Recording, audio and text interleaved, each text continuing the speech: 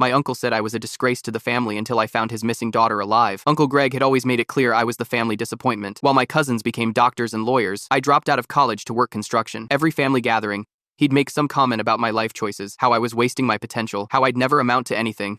His daughter Emma had been missing for 3 years. She disappeared at 19 during her sophomore year at college, vanished from her dorm room with no trace. The police investigation went nowhere. No leads, no suspects, no evidence of foul play. Just gone. The family had given up hope months ago, but Uncle Greg still posted on social media every week, sharing her picture and begging for information. He'd hired 2 different private investigators who both came up empty. Last Christmas, he looked at me with disgust and said I was too lazy and worthless to even help look for his daughter. That comment stuck with me. 3 weeks ago, I started spending my free time driving through nearby towns, showing Emma's picture to gas station clerks and restaurant workers. I figured maybe fresh eyes might notice something everyone else had missed. Most people just shook their heads and said they'd never seen her. But on Tuesday, something weird happened. I stopped at a diner in Millbrook, about 2 hours from where Emma went missing. The waitress, an older woman named Diane, looked at the photo for a long time. She seemed nervous and kept glancing toward the kitchen. Finally, she said Emma looked familiar, but she wasn't sure. When I pressed her for details, she said there was a girl who used to work dishwashing shifts who looked similar, but that was months ago. Diane mentioned the girl always seemed scared and never talked to anyone. She'd show up for work with bruises sometimes, claiming she'd fallen or walked into doors. The girl had quit suddenly one night without giving notice, leaving behind a jacket with Emma's initials sewn inside the collar. I asked if she remembered the girl's name, but Diane said she'd been paid cash under the table and never gave her real information, just called herself Sarah. When I showed the photo to the cook, he got angry and said he didn't want any trouble, that some questions were better left unanswered. That response felt wrong, like he knew something but was afraid to say it. I started calling other businesses in the area, asking if anyone remembered a young woman matching Emma's description working odd jobs for cash. Most places hung up on me, but I found 3 more businesses where people remembered a scared girl named Sarah who'd worked briefly before disappearing again. Always paid in cash, always seemed terrified, always left without warning when certain customers came around. The pattern was strange, like someone was moving her from place to place, keeping her hidden but close enough that people might see her. Each location was within a 30-mile radius, all small towns where nobody asked too many questions about temporary workers. I drove back to Millbrook yesterday and parked across from the diner, watching for hours. Around 8 p.m., I saw Diane leave through the back door and walk to a small house behind the restaurant. I waited until midnight, then crept around to look through the windows. In the back bedroom, I saw someone sleeping on a mattress on the floor. Even in the dark, I recognized the shape of her face. It was definitely Emma, but she wasn't being held prisoner like I'd expected. She was curled up next to someone else in the bed, and when I looked closer, I realized who it was. That's when I understood why Uncle Greg had been so desperate to find her, and why he'd been calling me a disgrace for not helping with the search. The person sleeping next to his missing daughter was Uncle Greg himself. My hands are shaking as I pull out my phone and take several photos of Uncle Greg curled up next to Emma. The flash is off, but I'm still terrified he'll wake up. Each picture feels like a bomb I'm arming. Evidence of something so twisted I can barely process it. I back away from the window, stumbling in the dark until I reach my car. Once inside, I lock the doors and call 911, my voice barely above a whisper. I need to report a kidnapping. I've found my cousin who's been missing for 3 years. The dispatcher asks me to stay on the line while officers are dispatched. I give them the address and describe what I've seen. When she asks if Emma appears to be in immediate danger, I hesitate. She's asleep, but she's with the man who kidnapped her, my uncle, her father. I can hear the confusion in the dispatcher's voice, but she remains professional, telling me officers are 5 minutes out. She instructs me to remain in my vehicle and not approach the house again. The police arrive with surprising silence. No sirens, just flashing lights that paint the street in rhythmic bursts of blue and red. 4 officers approach the house while one stays with me, taking my statement. I show him the photos on my phone, and his expression hardens. You're saying that's your uncle, the girl's father? I nod. He's been pretending to search for her for 3 years, but he's the one who took her.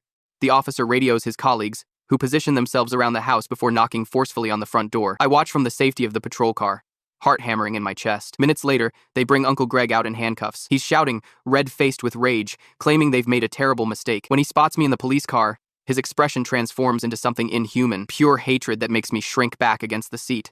You? He roars. You did this? After everything I've done for this family? 2 officers struggle to get him into a patrol car, while he continues shouting about how he was rescuing his daughter, how no one understands. Emma emerges next, supported between 2 officers. She's stumbling, disoriented, her eyes unfocused. Even from a distance, I can tell she's been drugged. My stomach turns when I realize what that means. Uncle Greg keeping her sedated, helpless. At the hospital, the family begins to arrive in waves of shock and disbelief. My parents, aunts, uncles, cousins, all gathering in the waiting room while Emma undergoes examination and treatment. The police take statements from everyone, piecing together the horrifying truth. Emma's room is guarded by an officer. When they finally allow family members to see her, I hang back, unsure if she'll even recognize me after all this time. But when she spots me in the doorway, her eyes widen with recognition. You found me, she says, her voice hoarse. You actually found me. I move closer to her bed, noticing how thin she is, how pale. I'm so sorry it took so long. She shakes her head. He was so careful, always moving me when I tried to escape. The detective in the room steps forward, notebook ready. Emma, can you tell us what happened? And so the nightmare unfolds. Emma explains how Uncle Greg had been obsessed with her since her mother died when she was 16, how he'd started showing up at her college campus, watching her from a distance, how one night he'd appeared at her dorm room, claiming there was a family emergency. He drugged me in the car, she says, her voice hollow. When I woke up, we were in a different state. He told everyone I'd run away, that I was troubled after Mom died. Each time she tried to escape, he'd move her to a new location, a new job, always cash payments, always using the name Sarah, always watching. Diane was paid to keep me at her place, Emma continues. $500 a week. She knew who I was. She knew. My Aunt Catherine breaks down sobbing, clinging to Emma's hand. We should have known. We should have seen something was wrong with him. The police inform us that Uncle Greg is facing multiple felony charges: kidnapping, false imprisonment, drugging her, identity fraud. The list keeps growing as more evidence emerges. That night, as most of the family finally leaves the hospital, I stay behind. Emma asks me to sit with her, afraid to be alone. How did you figure it out, she asks, when everyone else believed his lies? I tell her about my search, about the pattern I noticed, about Diane's nervous glances and the cook's anger, about how something felt wrong about the whole situation. He hated you, she says suddenly. Did you know that? He would talk about you all the time, how you were the only one who might figure it out because you didn't respect him like everyone else did. I almost laugh at the irony. He was right about that part. Emma's eyes grow heavy as the medication takes effect. Before she drifts off to sleep, she grips my hand tightly. Thank you for not giving up on me. I watch her fall asleep, thinking about how Uncle Greg's disdain for me ultimately led to his downfall. If he hadn't insulted me at Christmas, I might never have started looking. If he hadn't made me feel worthless, I might never have tried to prove my worth by finding Emma. Outside her room, my phone buzzes with notifications. News outlets have picked up the story. Local stations are reporting on the shocking family abduction and the hero cousin who cracked the case. I turn off my phone, not wanting any part of that narrative. This isn't about heroism. It's about a family that failed to see the monster in their midst, and a girl who lost 3 years of her life because of it. Tomorrow, we'll face the media circus. Tomorrow, the family will have to confront uncomfortable truths about Uncle Greg. Tomorrow, Emma begins the long journey of healing. But tonight, for the first time in 3 years, she sleeps in safety, knowing that when she wakes up, she'll be free. The story explodes overnight. By morning, Emma's face is on every local news station, and by noon, the national media descends on our small town like locusts. I watch from Emma's hospital room as reporters camp outside, their satellite trucks creating a small village in the parking lot. They're calling you a hero, Emma says, scrolling through news articles on her phone. The doctors have reduced her medication, and clarity has returned to her eyes, though they still hold a haunted look I suspect will take years to fade. I shrug uncomfortably. I just did what anyone would do. No, she says firmly, not anyone. The rest of the family believed his lies for 3 years. The family, that's become a complicated term in the past 24 hours. They arrive in shifts throughout the day, divided into clear factions. Those who support Emma unconditionally, those who can't reconcile the monster with the man they thought they knew, and those who unbelievably think there must be some explanation for Uncle Greg's actions. Aunt Catherine leads the first group, barely leaving Emma's side. Uncle Robert and his wife represent the second, stopping by with flowers and awkward silences. The third group, smaller but vocal, is led by Uncle Greg's brother, who keeps insisting there's more to the story, and that Greg must have had his reasons. I avoid them all, slipping out whenever they arrive, finding excuses to be elsewhere. The detective handling the case catches me in the hallway during one such escape. We need to talk about what happens next, she says, guiding me to a quiet corner. Emma's starting to share details about her captivity. The detective's face is carefully neutral, but I can see the tension in her jaw. It's worse than we initially thought. Your uncle was methodical. He drugged her food regularly, monitored her constantly, and punished escape attempts by moving her farther from home each time. My stomach turns. How did he explain his absences when he was with her? Business trips. He scheduled them around the search efforts he organized himself. She shakes her head in disgust. He'd leave Emma locked up, return to play the devastated father searching for his daughter, then go back to her. The perfect alibi. That afternoon, while Emma sleeps, I drive to Uncle Greg's house. The police have finished processing it as a crime scene, and Aunt Catherine gave me the spare key. I'm not entirely sure why I'm here. Closure? Maybe? Or answers to questions I haven't fully formed yet. The house is eerily normal at first glance. Family photos on the walls, including many of Emma. A half-finished cup of coffee still sits on the kitchen counter. But there's an undercurrent of wrongness that makes my skin crawl. I head to his office, where the police focused most of their attention. The desk drawers hang open, contents partially removed. I'm not sure what I'm looking for until I find a false bottom in the lowest drawer, revealed by the hasty police search. Inside is a leather-bound journal and a USB drive. I should call the detective. I know this. Instead, I sit in Uncle Greg's chair and open the journal. The entries start 6 months before Emma's mother died. What begins as seemingly innocent observations about Emma's activities quickly devolves into something sickening. He records her routines, her friends, her favorite places. He describes her physical appearance in ways that make me slam the book shut, Breathing hard. When I can stomach it again, I skip ahead. The entries after her disappearance are triumphant, possessive. He writes about saving her from the world, about how she belongs with him. He details the methods he used to keep her compliant, the drugs, the isolation, the psychological manipulation. Most disturbing are the entries about the family, about me. He writes about how he convinced everyone I was unreliable, how he subtly undermined my credibility for years. There's an entry from 5 years ago where he admits to sabotaging my college applications by calling admissions offices as a concerned uncle to share fabricated concerns about my character. I think of all the rejections, the confusion when schools that had shown interest suddenly went silent, the way the family viewed me as the disappointment, the dropout, while my cousins became doctors and lawyers.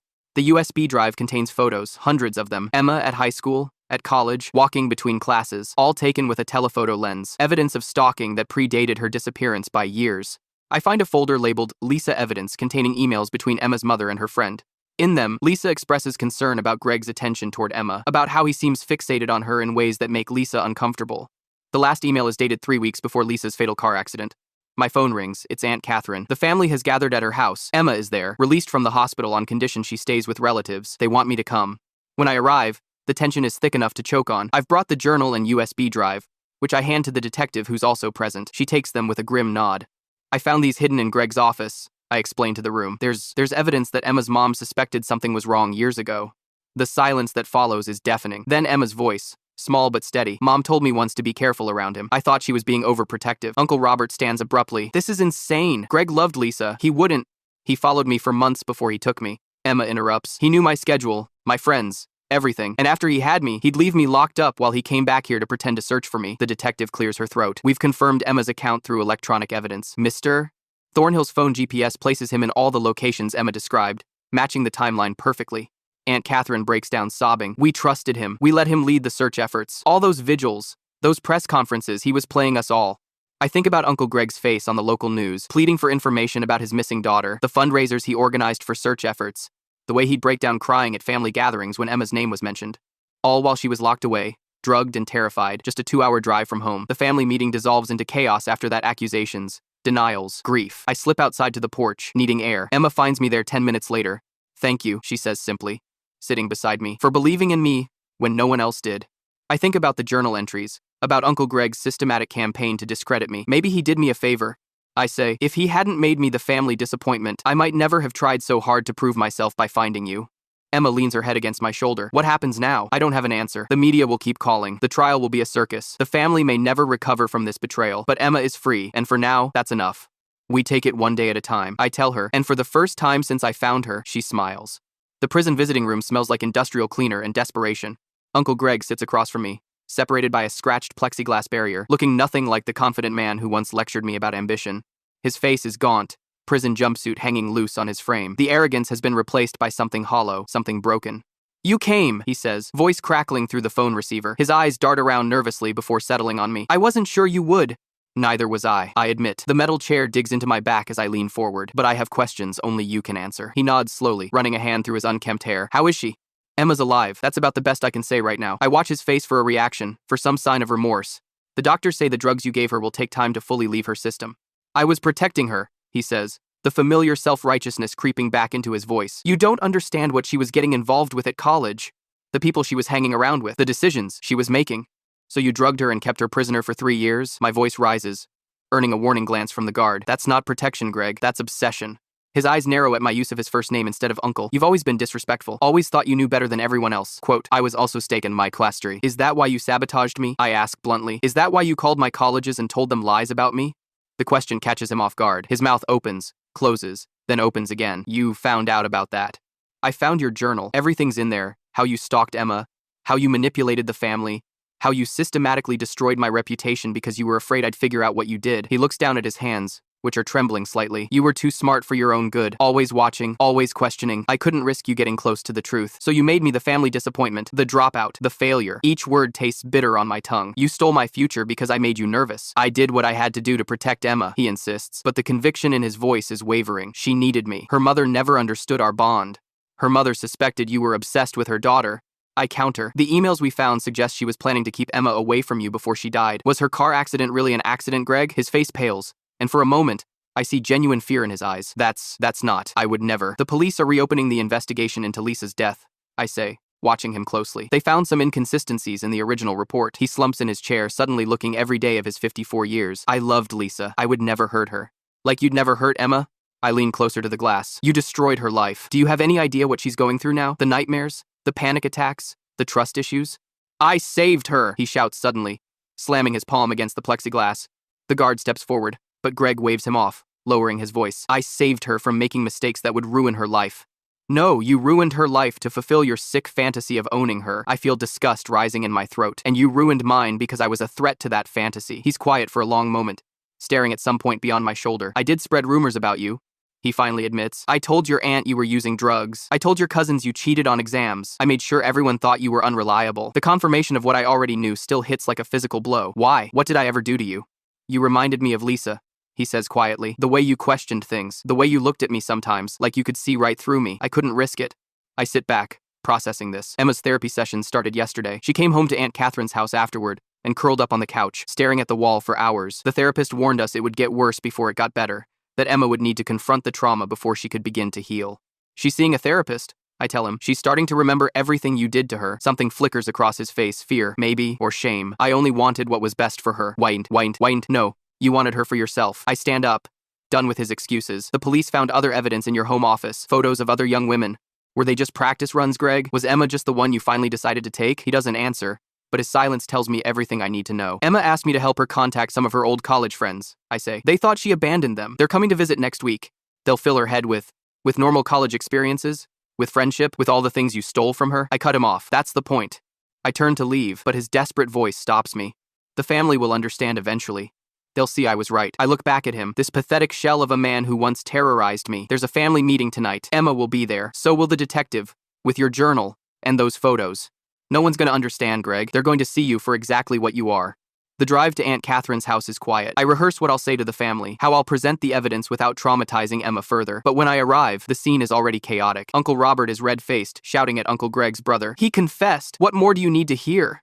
He's confused. They've got him on medication in there, Uncle Richard shouts back. Emma sits silently in an armchair, watching the argument unfold with vacant eyes. Aunt Catherine stands behind her, hands protectively on her shoulders. Enough, I shout, silencing the room. This isn't helping Emma. The detective who interviewed me at the hospital steps forward. I've brought copies of some of the evidence we've recovered, she says calmly. I think it's important for the family to understand the extent of Gregory's actions. She lays out photocopies of journal entries, careful to exclude the most disturbing passages. She shows them the timeline of Emma's captivity, the detailed plans Greg made to isolate her, the methods he used to keep her compliant. He drugged her food, Aunt Catherine whispers, horror dawning on her face. All those times he insisted on bringing her meals himself. There's more, the detective says carefully. We've identified at least 3 other young women Gregory was stalking before he took Emma. We're contacting them now to ensure their safety. The silence that follows is deafening. Then Emma's Aunt Julia, who has been quiet until now, speaks up. I suspected something wasn't right years ago, she says, her voice shaking. The way he looked at her at her 16th birthday party. I told Lisa about it, and she said she'd noticed it too. Why didn't you say anything to the rest of us? Uncle Robert demands. Because Lisa died 3 weeks later, Julia says, tears streaming down her face, and everyone was so focused on supporting Greg and Emma that it seemed cruel to bring up my suspicions. Emma stands suddenly, her voice stronger than I've heard it since finding her. He killed her, she says. My mom. She was going to take me away from him. She told me we were moving to California after my semester ended. 3 days later, she was dead. The detective's expression is carefully neutral, but I can see the calculation in her eyes. We're reviewing the accident investigation, she says simply. The family meeting continues late into the night, fracturing along new lines as people process their guilt, their disbelief, their horror at what happened under their noses. Some leave in tears, unable to face the truth. Others stay, gathering around Emma like a protective shield. Later, as most of the family has gone, Emma and I sit on the porch swing, watching fireflies blink in the darkness. Thank you for visiting him, she says quietly. I couldn't face him yet. I needed answers, I reply, for both of us. Did you get them? I think about Uncle Greg's hollow eyes, his pathetic justifications, his admission of sabotaging my life, some of them. Enough to know it wasn't your fault. None of this was your fault. She nods slowly, wrapping her arms around herself despite the warm evening. The therapist says, I need to reconnect with my old life, the one he stole from me. Your friends are coming next week, I remind her. That's a start. Will you stay? She asks, vulnerability clear in her voice. When they come, I don't think I can face them alone. I think about the construction job waiting for me, the apartment I can barely afford, the life I've cobbled together after Greg's systematic destruction of my prospects. None of it matters compared to helping Emma rebuild her life. I'll be right here, I promise, for as long as you need. For the first time since I found her, Emma reaches out and takes my hand, a small gesture of trust that feels like the beginning of something healing. The courthouse steps are crowded with reporters when we arrive. Emma grips my hand tightly as we navigate through the sea of microphones and shouted questions. Aunt Catherine walks ahead of us, creating a path with quiet determination, while Uncle Robert brings up the rear, his hand occasionally touching Emma's shoulder to reassure her that he's still there. "You don't have to look at him," I whisper to Emma as we approach the courtroom doors. "Just focus on the prosecutor and answer the questions." She nods, her face pale but composed. 3 months of intensive therapy have given her tools to manage her anxiety, but nothing could fully prepare her for facing Uncle Greg in court. The courtroom feels unnaturally quiet after the chaos outside. Our family fills the first 2 rows behind the prosecution table, those who chose to support Emma, at least. Uncle Richard and a few others who still cling to disbelief are noticeably absent. When they bring Uncle Greg in, I feel Emma stiffen beside me. He looks diminished in his suit, thinner than when I visited him in jail. His eyes scan the gallery until they find Emma, and something like hunger flashes across his face before his attorney whispers something that makes him look away. "All rise," calls the bailiff, and the trial that will dominate national headlines for the next 3 weeks officially begins. The prosecution's opening statement is devastating in its simplicity. They lay out the timeline of Emma's captivity, the psychological manipulation, the drugging, the multiple relocations to prevent her escape. They show photos of the small houses and apartments where Greg kept her, the false identification documents he created, the records of cash payments to people like Diane who helped keep Emma hidden. This was not the impulsive act of a troubled mind, the prosecutor tells the jury. This was a calculated, long-term plan by a man who believed he had the right to possess his own daughter. Emma testifies on the 3rd day. I sit directly behind her as she walks to the witness stand, her steps steady despite the tremor in her hands. She's chosen to wear a simple blue dress, the first one she bought after being freed, and her hair is pulled back in a ponytail that makes her look younger than her 22 years. For nearly 4 hours, she describes her captivity in a voice that only occasionally wavers. How Greg first drugged her in the car after claiming there was a family emergency. How she woke up in a strange house 2 states away. How he controlled her with a combination of medication, isolation, and psychological manipulation. "He told me no one was looking for me anymore," she says, her eyes fixed on the prosecutor rather than looking at her father. "He showed me fake news articles saying the search had been called off. He said my friends had forgotten me, that the family thought I'd run away because I was troubled." "And did you believe him?" the prosecutor asks gently. "Eventually, yes," Emma's voice catches. "After months of isolation, you start to believe whatever reality is presented to you, especially when you're being drugged." When Greg's attorney cross-examines her, attempting to paint Greg's actions as misguided protection rather than obsessive control, Emma's response silences the courtroom. "If he wanted to protect me, he would have let me live my life. Instead, he stole 3 years that I'll never get back. He took my education, my friendships, my independence. He took everything except my physical life, and some days that felt stolen too." I testify the following day, describing how I found Emma, the pattern of Sarah sightings that led me to Millbrook, and the moment I saw Uncle Greg curled up next to my drugged cousin through Diane's back window. I explain how Greg had systematically undermined my credibility within the family for years, ensuring no one would take my suspicions seriously if I ever developed any. He told everyone I was unreliable, a dropout, a disappointment, I say, meeting Greg's eyes directly for the first time. He sabotaged my college applications by calling admissions offices with lies about my character. He made sure the family saw me as someone whose opinions didn't matter.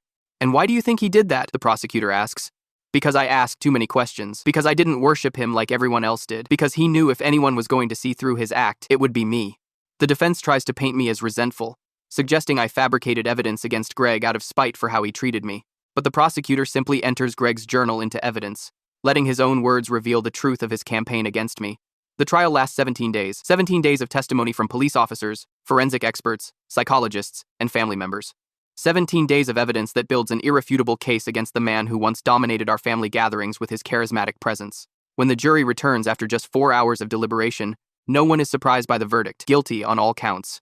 The judge sentences Greg to 20 years in prison without possibility of parole for the first 15, plus additional time for identity fraud and drugging Emma, that brings the total to 26 years.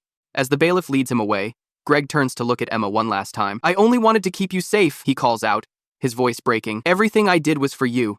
Emma doesn't respond, doesn't even acknowledge his words. She simply turns to me and Aunt Catherine, her shoulders relaxing for the first time in weeks. "It's over," she whispers. "He can't hurt anyone anymore." The aftermath of the trial brings unexpected changes. Emma moves in with Aunt Catherine and Uncle Robert, who convert their home office into a bedroom decorated with photos of Emma's college friends, who have rallied around her since her return. She plans to resume her education in the spring semester, starting with online classes before transitioning back to campus life. As for me, I receive an unexpected email 2 weeks after the trial ends, a scholarship offer from the State University's psychology department, then another from a private college, then 3 more. "They're offering you full rides," Emma says, scrolling through the emails on my phone while we sit on Aunt Catherine's porch swing. "All of them. The story made national news, I remind her. They probably just want the PR of having the hero cousin on campus. She shakes her head. No, look at the dates. These were sent before the verdict, before the media circus. Someone reached out to these schools on your behalf. Later that evening, Aunt Catherine confesses that she contacted every college that rejected me 4 years ago, explaining what Greg had done and providing evidence from his journal about his interference. It was the least I could do, she says, tears in her eyes. We all failed you. We believed his lies about you for years. My parents, who have been unusually quiet throughout the trial, finally come to see me at my apartment. My father, Greg's brother-in-law, looks aged beyond his years as he sits awkwardly on my threadbare couch. We should have known better, he says, staring at his hands. We should have trusted you more than we trusted him. Why didn't you? I ask, the question that's burned inside me for years, finally finding voice. My mother wipes away tears. He was so convincing, so respected, and he told us things about you, problems at school, trouble with friends that seemed to explain why you were struggling. We thought we were helping by believing him. It's not enough. Not yet, but it's a start. I accept the scholarship to State University, choosing it because it's only 30 minutes from Aunt Catherine's house, where Emma is staying. I start classes in the fall, majoring in psychology with a focus on trauma recovery. The construction job becomes part-time weekend work, just enough to cover expenses the scholarship doesn't. Emma and I develop a routine: Sunday dinners at Aunt Catherine's, Tuesday coffee between my classes, Thursday therapy sessions, individual in the morning, joint in the afternoon. The therapist says our shared experience creates a unique bond, something between friendship and siblinghood, forged in trauma but not defined by it. You're the only one who really understands, Emma tells me one evening as we walk through campus. She's visiting for the weekend, getting comfortable with the idea of returning to college life. Everyone else tries, but they can't really know what it was like. I only saw the aftermath, I remind her. You lived through it, but you saw through him when no one else did. She stops walking, turning to face me. You know what the therapist said today? That I should think about what I want my life to be now, not what it would have been if this hadn't happened. What do you want it to be? I ask. She looks around at the campus, at the students rushing between classes, at the normal life continuing all around us. I want to help people like me, and I want to make sure people like him don't get away with it again. 1 year after the trial, Emma enrolls in classes at State University. She moves into an apartment near campus with 2 friends from her support group. She calls me whenever the anxiety spikes, whenever a nightmare feels too real, but those calls become less frequent as the months pass. On the anniversary of the day I found her, she shows up at my door with takeout and a small wrapped package. What's this? I ask, turning the box in my hands. Open it, she says, smiling more easily than she could a year ago. Inside is a framed photo of us from last month's family picnic, both of us laughing at something Aunt Catherine said. On the back, Emma has written, "To the person who found me when I was lost, thank you for helping me find myself again." We eat dinner on my balcony, watching the sunset paint the sky in shades of orange and pink. Emma talks about her classes, her new friends, her plans for the summer, normal things, everyday things, the kind of future that seemed impossible a year ago. Do you ever wonder what would have happened if you hadn't found me? She asks suddenly.